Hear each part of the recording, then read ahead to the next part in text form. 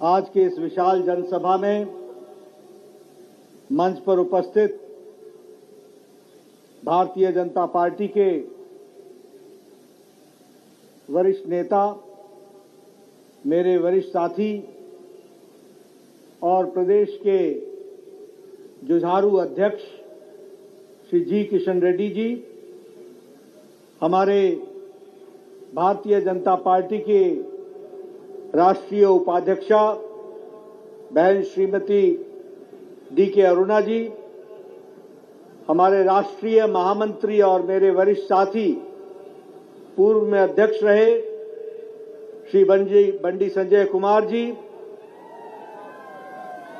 श्री के लक्ष्मण हमारे member parliament, हमारे सुधाकर रेड्डी जी, मेरे वरिष्ठ साथी और मेरे वरिष्ठ साथी एटला राजेंद्र जी, हमारे गरीपति मोहन राव जी, मुरलीधर राव जी, हमारे वरिष्ठ साथी, हमारे अरविंद धर्मपुरी जी, श्री गोदाम नागेश जी, रघुनंदन राव जी, कोंडा विश्वेश्वर रेड्डी जी, वेंकटा नारायण रेड्डी जी, हमारे महेश्वर रेड्डी जी, टी राजा सिंह जी, प्रेमेंद्र रेड्डी जी, प्रदीप कुमार जी और हमारी बहन कुमारू बंगारू श्रुति जी, सम्मानित मंच और यहां इतनी बड़ी संख्या में आए हुए देवियों और सज्जनों, आप सब लोग आज ये जो वर्तमान सरकार है तेलंगाना में, इसके कुकृत्यों को, जो साल भर की कारगुजारी है, उसको जनता के सामने बेनकाब करने के लिए इतनी बड़ी संख्या में आप सब आए हैं। आप सबका अभिनंदन, आप सबका स्वागत। मैं जहां हैदराबाद की जनता को नमन करता हूं, वहीं आज के दिन माता भाग्यलक्ष्मी जी को भी नमन करके अपनी बात को प्रणाम करके अपनी बात को शुरू करता हूं। मित्रों, मुझे खुशी हुई है कि भारतीय जनता पार्टी तेलंगाना के शाखा ने यह तय किया कि वर्तमान सरकार, जो कांग्रेस की सरकार तेलंगाना में रेवंत रेड्डी के नेतृत्व में चल रही है, इसके अन्याय को, इसके धोखा को और झूठ और फरेब पर बनी हुई सरकार को बेनकाब करने का भारतीय जनता पार्टी ने तय किया। और मैं भारतीय जनता पार्टी के तेलंगाना के अध्यक्ष और उनकी टीम को, सभी लोगों को बहुत बहुत बधाई देता हूं जिन्होंने ये जिम्मेवारी उठाई है। मुझे बताया गया कि 1 दिसंबर से लेकर 6 दिसंबर तक 119 विधानसभाओं में और सभी जिलों में हमारे कार्यकर्ताओं ने जन जागरण का कार्यक्रम लिया और जन जागरण के माध्यम से सभी जिलों में जो कांग्रेस की धोखाधड़ी है, जो कांग्रेस का फरेब है, जो कांग्रेस ने जनता को धोखा दिया है, वो सारी बात तफसील से बताने का आप सबने निर्णय लिया और एक सफल अभियान चलाया है। इस सफल अभियान के लिए मैं तेलंगाना यूनिट को फिर से बहुत बहुत बधाई देता हूं। मित्रों, मुझे खुशी है कि तेलंगाना की यूनिट ने किसानों की आवाज, महिलाओं का दर्द, युवाओं की आकांक्षा और कर्मचारियों के साथ जो हो रहा अन्याय है, इन सारे मुद्दों को गहराई से उठाने का काम भारतीय जनता पार्टी ने किया है। और मैं आपके माध्यम से तेलंगाना की जनता को यह विश्वास दिलाना चाहता हूं कि ये भारतीय जनता पार्टी ही है जो तेलंगाना की आवाज बन करके तेलंगाना को स्थायी रूप से विकास की ओर ले जाने में कृत संकल्प है और आगे बढ़ाएगी। It is only BJP, the only political party which has a future in Telangana, which is the future of the country, and the people should have the faith that it is only Bharatiya Janata Party under whose leadership Telangana is going to develop and come forward. और इसीलिए मैं यह भी कहना चाहता हूं कि Congress party और भारतीय जनता पार्टी में मूल अंतर क्या है? What is the difference between BJP and Congress party? Congress party आपका उपभोग करती है, कांग्रेस पार्टी सत्ता का उपभोग करती है और भारतीय जनता पार्टी सत्ता का लोगों को सुख देने के लिए उपयोग करती है। इस बात को हमको समझना चाहिए। वी आर देयर, हम आपके विकास के लिए हैं, वो सत्ता में आकर के मौज बनाने के लिए हैं। और इसीलिए हम गौरव के साथ ये कह सकते हैं कि ये भारतीय जनता पार्टी ही है जिसके 60 साल बाद कोई व्यक्ति लगातार तीसरी बार देश का प्रधानमंत्री बना है, तो वो प्रधानमंत्री नरेंद्र मोदी जी बने हैं। तीसरी बार लगातार। और एक बात और बता दूं कि जब जवाहरलाल नेहरू बने थे तो उस समय 1947 की आजादी में कांग्रेस के प्रति एक दुनिया भर में, देश भर में यूफोरिया था। ऑपोजिशन पार्टियां कमजोर थीं, लेकिन जब नरेंद्र मोदी जी तीसरी बार प्रधानमंत्री बने हैं तो ऑपोजिशन पार्टी भी पूरी ताकत के साथ थी, लेकिन भारत की जनता ने तीसरी बार लगातार मोदी जी का साथ दिया। और इसीलिए हमें समझना होगा कांग्रेस और बीजेपी के काम करने की संस्कृति का अंतर। We will have to understand the working culture, the difference between Congress party and Bharatiya Janata Party. 70 साल, 70 years we heard one name. 70 साल हम सुनते रहे एंटी इनकम्बेंसी। सरकार आती थी और जाती थी, आती पीछे थी और जाती पहले थी, क्योंकि जो सरकार में बैठता था वो एंटी इनकम्बेंसी से ग्रसित होता था, लोगों की आशाओं को निराशा का पानी फेर दिया जाता था। लेकिन मोदी जी के आने के बाद भारत ने पहली बार प्रो इनकम्बेंसी शब्द सुना, इस बात को भी हमको ध्यान रखना।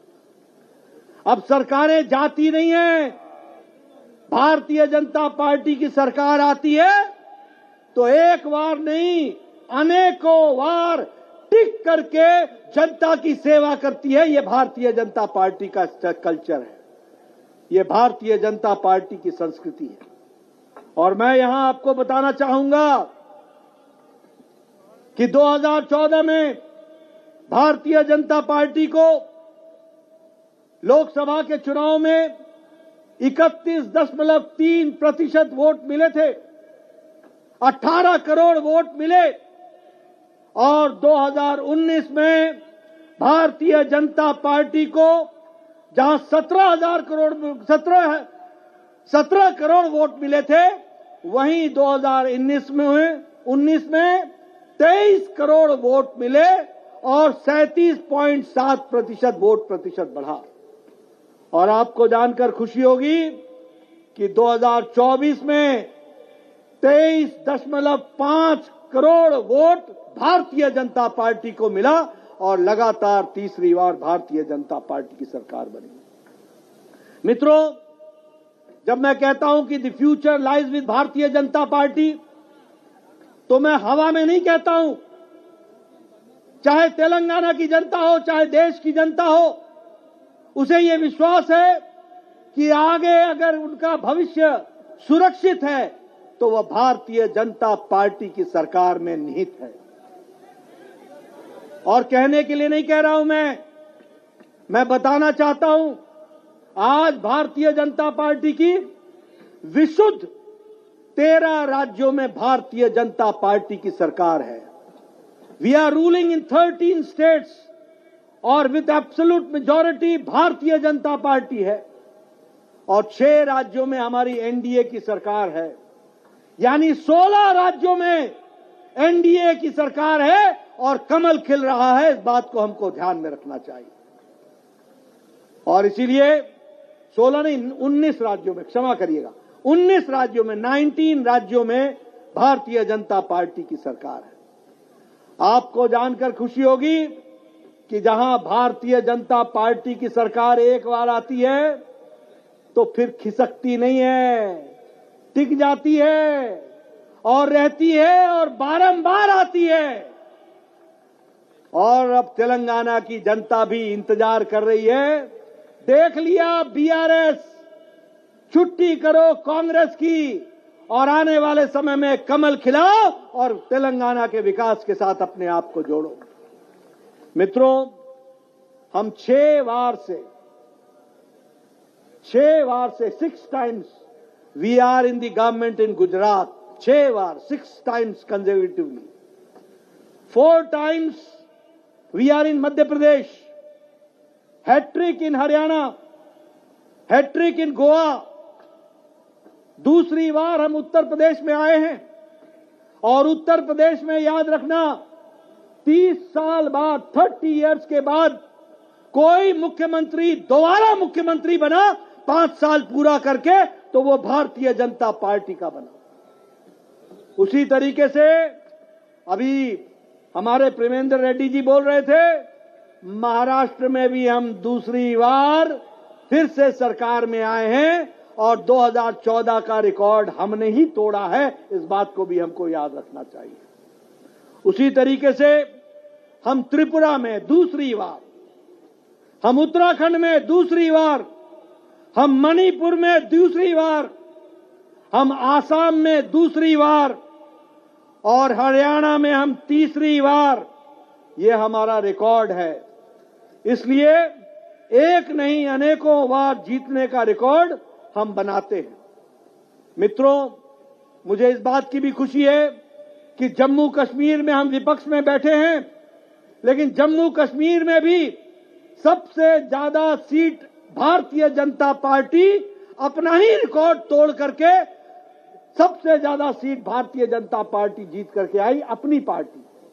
और बाई इलेक्शन हुए, उस बाई इलेक्शन में भी 20 सीटों पर भारतीय जनता पार्टी अकेली जीत करके आई है। ये हमको ध्यान में रखना चाहिए।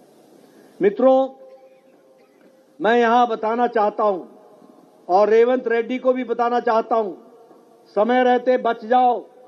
और तेलंगाना की जनता को भी बताना चाहता हूं कि समय रहते बच जाओ।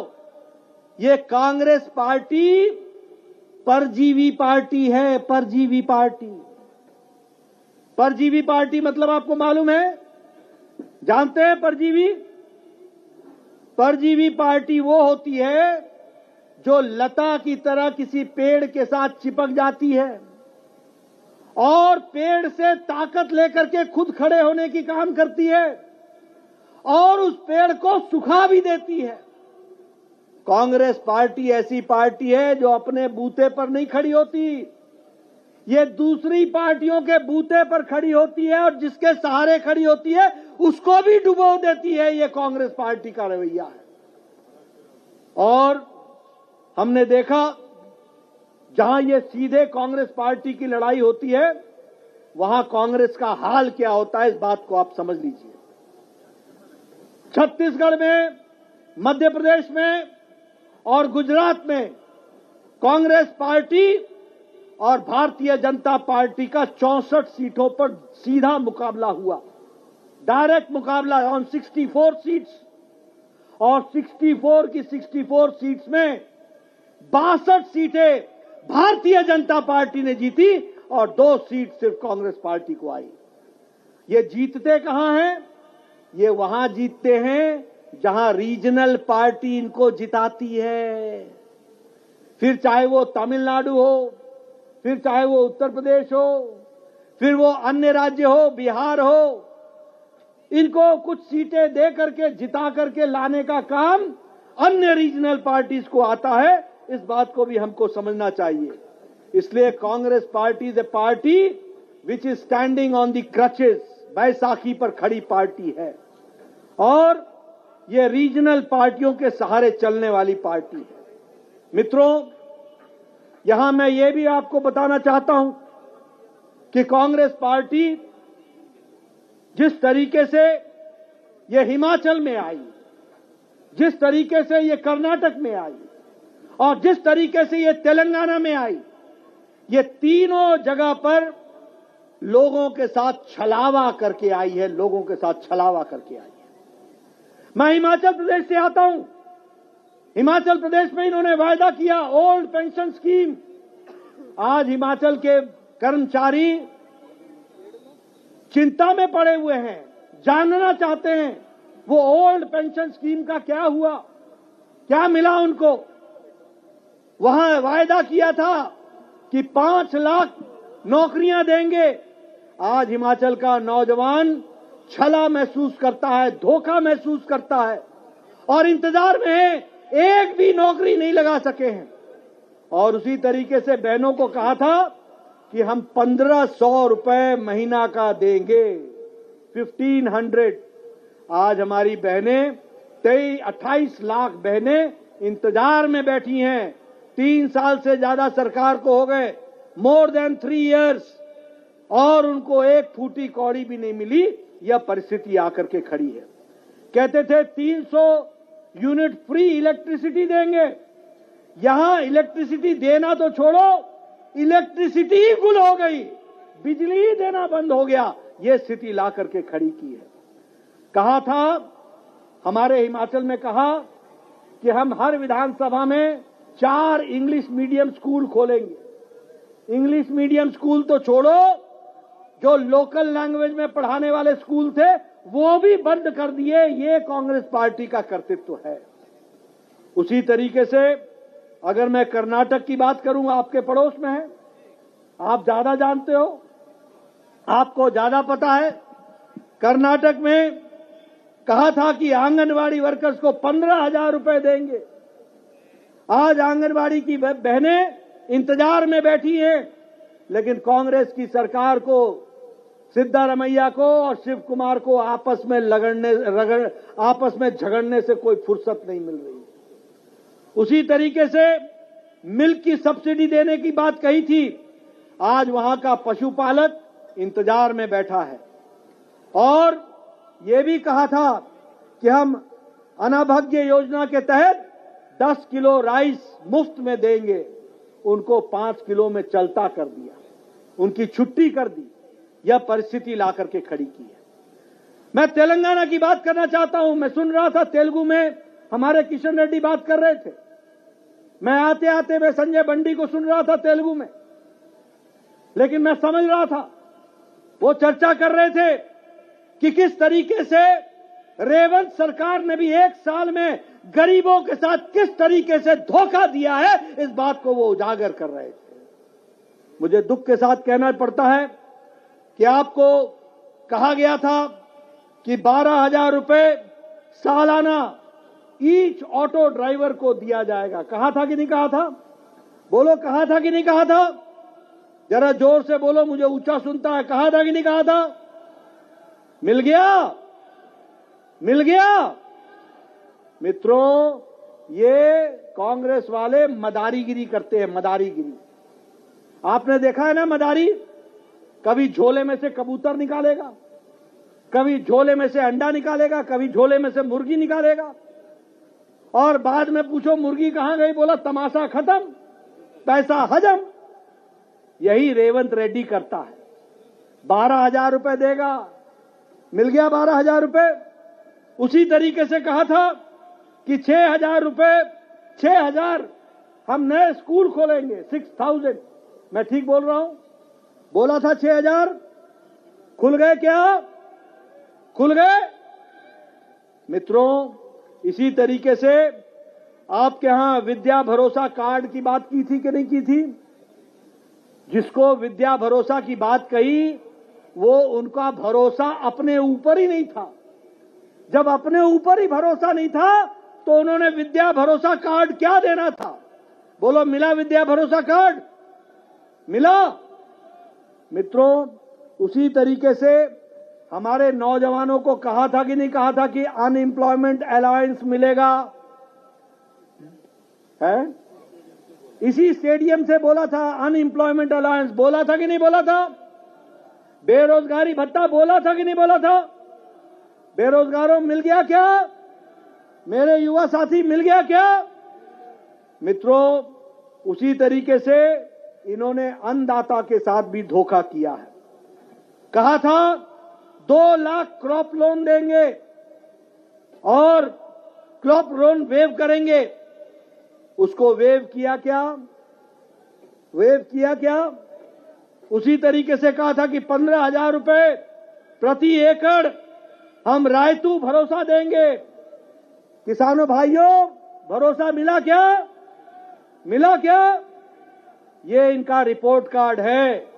उसी तरीके से इन्होंने कहा था कि हम 12,000 असिस्टेंस देंगे हमारे एग्रीकल्चर वर्कर्स को।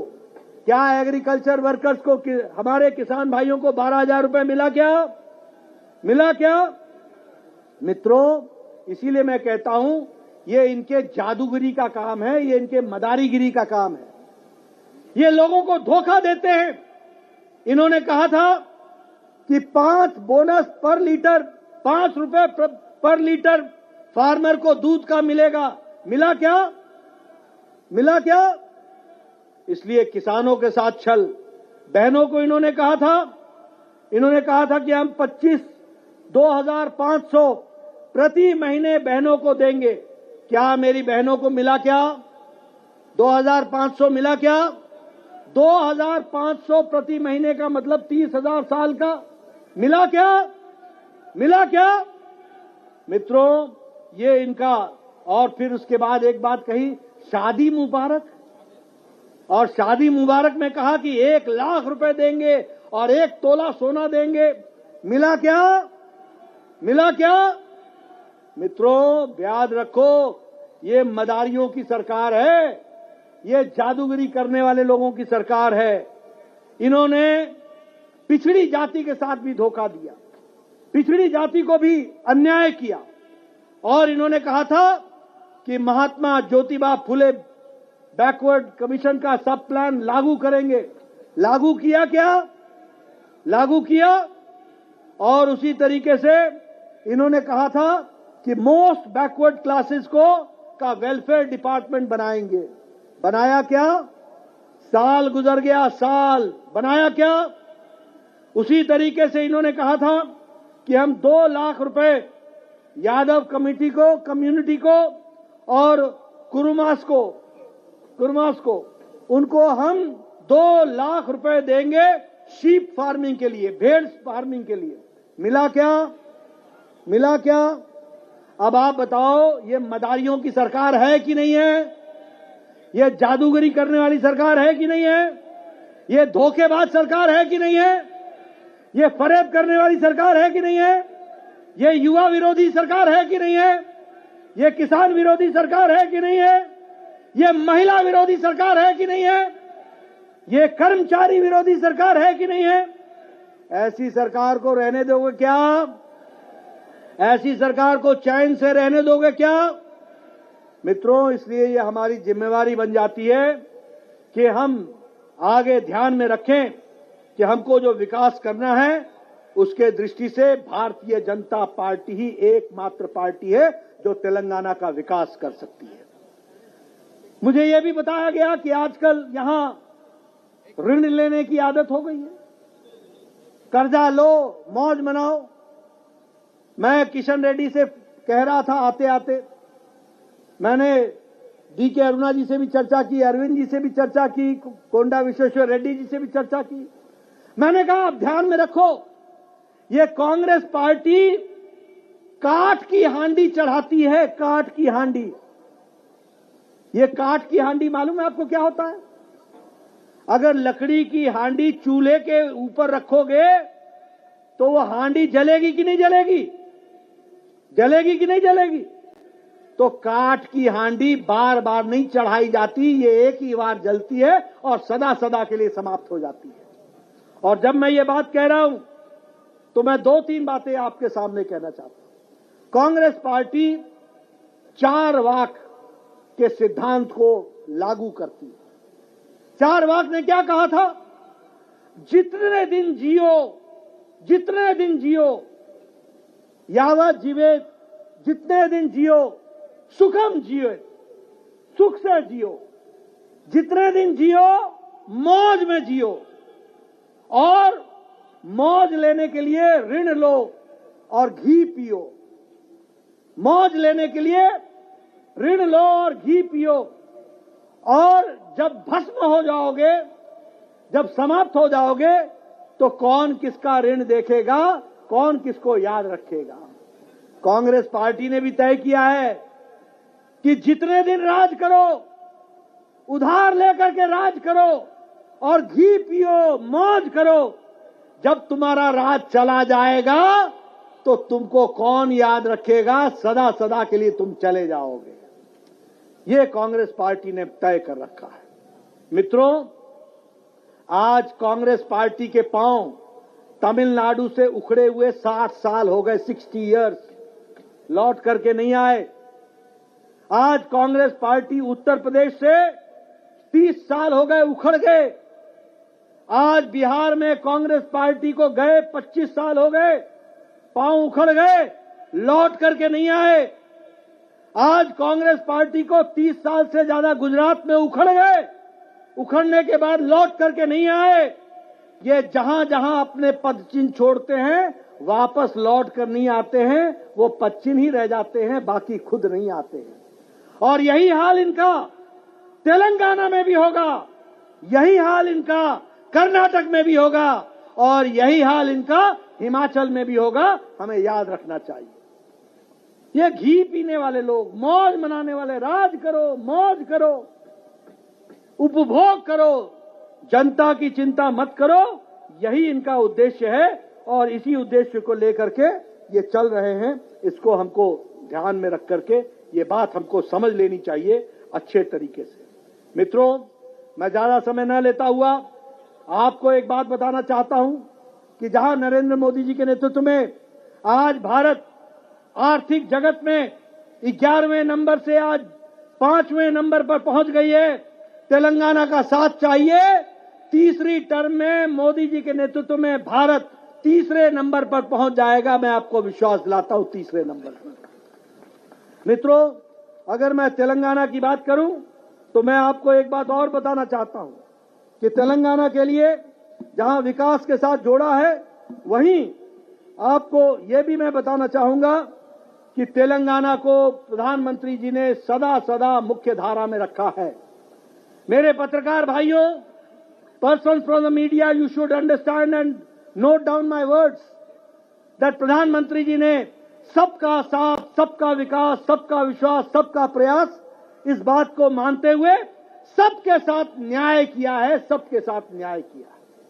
और जब मैं न्याय की बात बोलता हूं तो मैं बताना चाहता हूं कि तेलंगाना को टैक्स के डिवोल्यूशन में 1,60,00,000 करोड़ रुपए देने का तेलंगाना को तय किया और तेलंगाना को दिया है, ये भी आपको याद रखना चाहिए।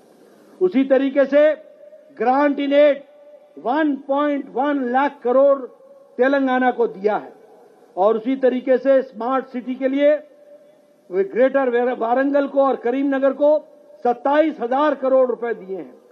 पीएम मित्र टेक्सटाइल पार्क ककातिया में उसको बनाने का काम किया है। रेलवे के लिए 20 गुना बजट दिया है। और इसी के साथ साथ आपके यहां ट्रेन के लिए वंदे भारत में 3 वंदे भारत ट्रेन चलाई जा रही है। आपके यहां 5 भारतमाला प्रोजेक्ट में इकोनॉमिक कॉरिडोर बना है। पहला हैदराबाद इंदौर दूसरा सूरत चेन्नई, तीसरा हैदराबाद पणजी, चौथा हैदराबाद विशाखापट्टनम इकोनॉमिक कॉरिडोर। इस तरीके से विकास को आगे बढ़ाया जा रहा है। All India institute of medical sciences Bibi Nagar में वह भी बनने का काम शुरू हो गया है। बहुत जल्द तेलंगाना को all India institute of medical sciences मिल जाएगा। इस बात के लिए काम चल रहा है। इसलिए मित्रों, एक तरफ हम बीजेपी वाले हैं, एक तरफ हमारे नेता हैं जो कहते हैं वो करते हैं, जो नहीं कहते हैं वो भी करके देते हैं, और दूसरी तरफ ये कांग्रेस पार्टी रेवंत रेड्डी के नेतृत्व में चलने वाली मदारियों की सरकार, जादूगरों की सरकार, लोगों को धोखा में डालने वाली सरकार, ये जनता के आंखों में धूल झोंकने वाली सरकार है। और इसलिए आपसे मैं निवेदन करूंगा कि आपने जो ये कार्यक्रम चलाया है, आप इसको आगे बढ़ाइए, गांव-गांव जनता में पहुंचाइए, जन जन तक पहुंचाइए कि किस तरीके से हम काम करने वाले लोग हैं और वह आराम करने वाले लोग हैं। हम जनता के लिए पसीना बहाने वाले लोग हैं, हम जनता के आंखों के आंसुओं को पोंछने वाले लोग हैं, और वो लोग जनता के हितों के साथ खिलवाड़ करने वाले लोग हैं। वह लोग जनता का विश्वास को खोने वाले लोग हैं, और वो लोग जनता का विश्वास लेकर के राज्य में बैठ करके राज्य का उपभोग करने वाले लोग हैं। ऐसे लोगों को घर बैठाना जरूरी है, और जो लोग आपकी सेवा करते हैं उनको काम पे लगाना जरूरी है। इसलिए कमल के निशान को आगे बढ़ाइए, तेलंगाना को विकास में जोड़िए। इन्हीं शब्दों के साथ बहुत बहुत धन्यवाद। जय भारत, जय तेलंगाना। बहुत बहुत धन्यवाद राष्ट्रीय अध्यक्ष जी को।